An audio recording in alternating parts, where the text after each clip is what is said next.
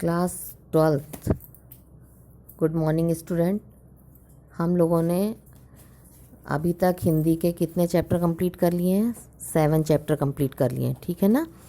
8 chapter है हमारा, नहीं सॉरी 8 चैप्टर कंप्लीट कर लिए हैं। आज 9 चैप्टर पढ़ रहे हैं हम। जागो फिर एक बार। 8 चैप्टर हमारे कंप्लीट हो गए हैं और 12th क्लास के किसी भी बच्चे का कोई रिप्लाई नहीं आया है ना। इसके हम अर्थ आप लोगों को एक्सप्लेन कर रहे हैं। जागो फिर एक बार, समर से में अमर कर प्राण गाए गान गाए महासिंधु से, सिंधु नंद तीरवासी सैंधव तुरंगों पर, चतुरंग चमू संग। जागो फिर एक बार प्रस्तुत कविता हमारी निराला जी की है। इन्होंने राष्ट्रीय चेतना को प्रधानता दी है और लोगों में एक नई चेतना जागृत करने के लिए इस कविता में उन्होंने स्वतंत्रता प्राप्ति के बाद, है ना, प्राप्ति के समय आंदोलन करते हुए भारतीय व्यक्तियों को, जो भारतीय व्यक्ति हैं उनके अंदर एक नई चेतना जागृत करने के लिए कहा है कि जागो फिर एक बार। अभी हमारी जो चेतना सोई हुई है हमें उसे जगाना है और महासिंधु एक महान संग्राम करना है, महासंग्राम करना है। और एक जैसे योद्धा जाग उठते हैं, अपने युद्ध के लिए तैयार हो जाते हैं देश को विजय कराने के लिए, उस प्रकार से हमें अपनी चतुरंगी सेना लेकर के जागकर आगे की ओर बढ़ना है, ठीक है ना। सवा सवा लाख पर एक एक को चढ़ाऊंगा, गोविंद सिंह निज नाम निज जब कहलाऊंगा। गोविंद सिंह कहते हैं, उनका कहना है कि मैं गोविंद सिंह तभी कहलाऊंगा, तभी मेरा नाम होगा जब मैं मेरे एक सैनिक सवा सवा लाख शत्रुओं पर भारी पड़ेंगे। मैं ऐसी घोषणा करता हूँ कि मेरा एक सैनिक सवा सवा लाख शत्रुओं पर, सैनिकों पर, मतलब शत्रु की सेना पर भारी पड़ेगा। किसने सुनाया यह वीर जन मोहन अति दुर्जय संग्राम राग। जो भी है, जिसने भी यह संग्राम छेड़ा है, उन्हें आज हम बिल्कुल उनके जैसे फाग में होली के समय हम रंगों से होली खेलते हैं, उस प्रकार से आज हम भी खून की होली खेलेंगे, फाग खेलेंगे। और 12 महीनों में शेरों की मांद में आया है आज स्यार। और पूरे जो 12 महीना हमने युद्ध लड़ा है, लेकिन आज हमारे अंदर एक नई चेतना जागृत हो गई है और आज हम पूरे उसके साथ, उत्साह के साथ युद्ध में बिल्कुल खून की होली खेलेंगे, रंग के समान खून को बहा देंगे। और जो भी हमारे वीर हैं वो अपने अपने प्राणार्पण करके इस देश को फिर से विजय दिलाएंगे। हमें फिर से विजयी बनना है, विजय प्राप्त करना है, ठीक है ना। अब हमारा सेकंड वाला है, फर्स्ट यहीं तक था, ठीक है ना। सेकंड है हमारा, सतश्री अकाल भाल अनल धक धक कर जला। सतश्री अकाल भाल अनल धक धक कर जला, भस्म हो गया था काल, तीनों गुण ताप त्रय, अभय को हो गए थे तुम मृत्युंजय व्योमकेश के समान, ठीक है ना।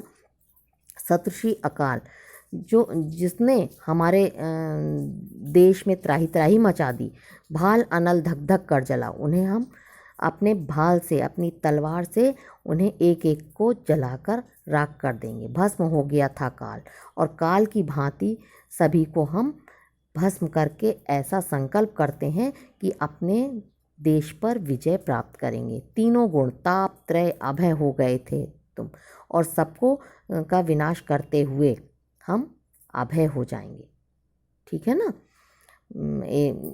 विजयी हो जाएंगे। मृत्युंजय व्योमकेश के समान अमृत संतान, और मृत्यु को हरने वाले सूर्य के समान हम, आकाश के समान हम क्या बन जाएंगे? अमृत बन जाएंगे। भेद कर सप्तावरण मरण लोक शोक हारी, पहुँचे थे वहाँ जहाँ आसन है सहस्त्र सार, जागो फिर एक बार। और जिस प्रकार से सभी तलवारों को, सभी बाणों को भेदते हुए हमने सारे शोक, सारे दुख को भुलाते हुए अपने देश पर विजय प्राप्त की थी, उसी प्रकार से आज आसन है सहस्त्र, हजारों लोगों को हम एक वीर की भांति हजारों शत्रुओं को आसन की भांति जमीन पर बिछा करके नष्ट कर डालेंगे, चाहे उसके लिए हमें कुछ भी करना पड़े। अपनी वीरता की परंपरा को हमें निभाना है और आगे की ओर बढ़ना है, हमें कायर नहीं बनना है। ठीक है ना, कायरता नहीं दिखलानी, हमें आगे की ओर बढ़ना है।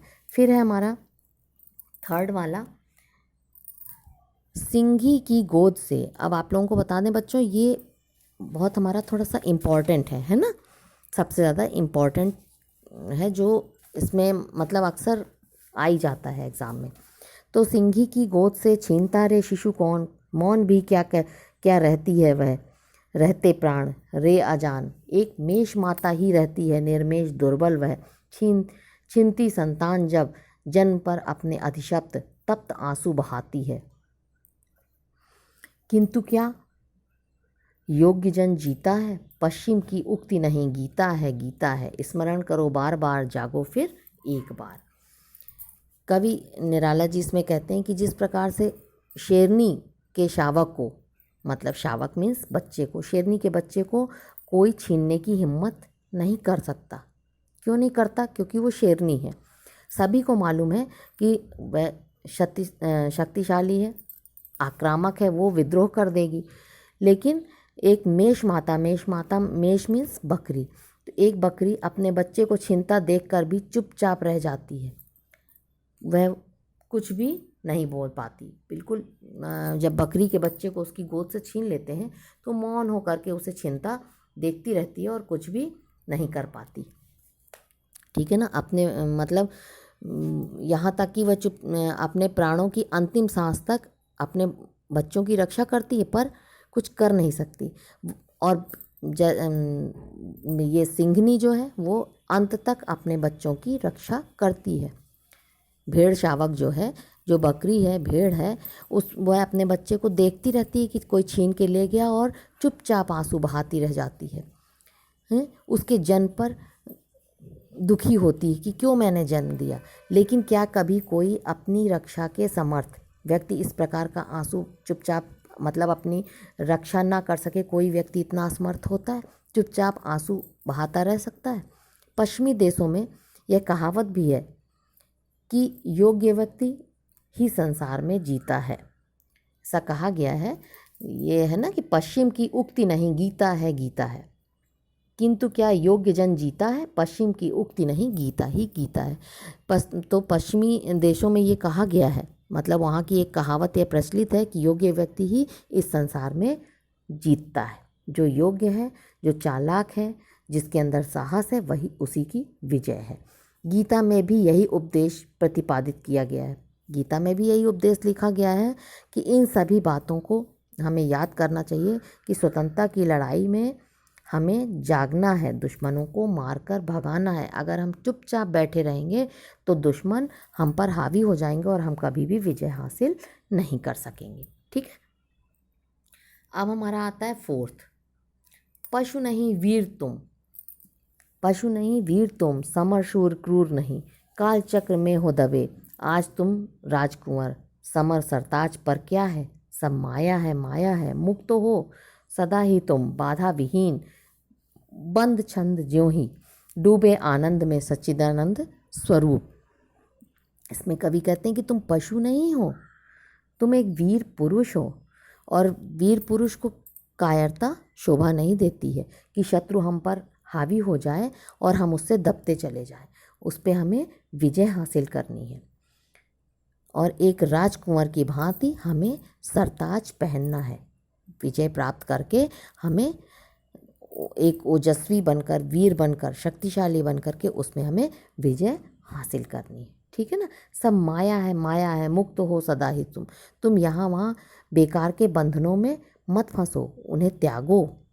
जो ये बेकार के हमारे बंधन हैं उनको हमें त्याग करके आगे की ओर बढ़ना है, पराक्रमी बनना है, कायर बन करके हमें अंदर नहीं छुपना। बाधा विहीन छंदबंद ज्यों डूबे आनंद सच्चिदानंद, कितनी भी बाधाएं आ जाएं, सब बाधाओं को तोड़ते हुए हम आगे की ओर बढ़ें, सबको छिन्न भिन्न कर डालें।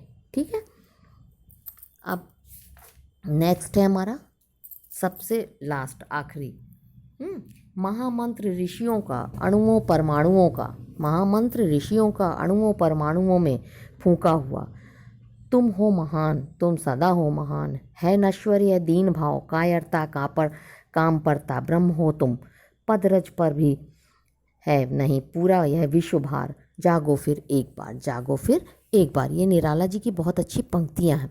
तो कवि निराला जी कहते हैं कि हमारे जो ऋषि मुनि भी हैं उन्होंने सदैव क्या बताई है, महानता बताई है। भारत भूमि के कण कण में उन्होंने क्या स्थापित कर दिया है कि हम महान बने, हम महान हैं, महान रहेंगे, ठीक है ना, हमें महान बनना है। उन्होंने दीनता का भाव नहीं दिखाया है कि हम दीन बन करके, गरीब बन करके हर कोई हमको नष्ट कर जाए। दीनता का भाव हमें अपने मन में नहीं लाना है, अर्थात हमें कायर बन करके घर पर नहीं रहना है। हम काम भावना की ओर प्रेरित हों, हम अपने कार्य के बल पर, कर्म के बल पर विजय हासिल करें। हम साक्षात ब्रह्मा हैं और संपूर्ण संसार का भार हमारे ऊपर है। तो उस संसार के को हम चरणों की धूल से जो भी ज़्यादा भारी है सब कुछ उस पर न्यौछावर करने को हम समर्थ हो जाएं और हमारी ऐसी चेतना जागृत हो कि हम एक बार अपने देश के लिए पूर्ण रूपेण समर्पित हो जाएं, सांस्कृतिक चेतना को जागृत करें, शक्तिशाली बने और एक नव जागरण लाएं। नई चेतना के साथ हमें कैसा बनना है, कर्मवान बनना है, ठीक है ना। हम जब कर्म करेंगे तभी आगे बढ़ेंगे और यही हमारी संस्कृति कहती है। तो निराला जी ने बहुत ही खूबसूरत ये पंक्तियाँ लिखी हैं और इसमें अनुप्रास अलंकार है, ओजपूर्ण वाणी है, ओजपूर्ण वाणी का वर्णन किया गया है। कवि के अनुसार सबल को कोई नहीं सताता, निर्बल को हमेशा सब सताते हैं, ठीक है ना। तो सबल को हमने क्या किया, सबल को महत्व दिया है, सबल को महत्व दिया है और निर्बल बनकर हमें नहीं रहना है। हमें क्या करना है, हमें एक वीर की भांति आगे की ओर बढ़ना है, ठीक है ना। तो ये बहुत ही सुंदर पंक्तियाँ थी। इस पद्यांश में कवि ने राष्ट्रीय चेतना को जागृत किया कि मनुष्यों के अंदर एक नया संचार हो, नई चेतना जागृत बने, हम वीर बने, कर्मवान बने और साहसी बने, ठीक है। ओके बच्चों, कल इसके हम क्वेश्चन आंसर आप लोगों को बता देंगे।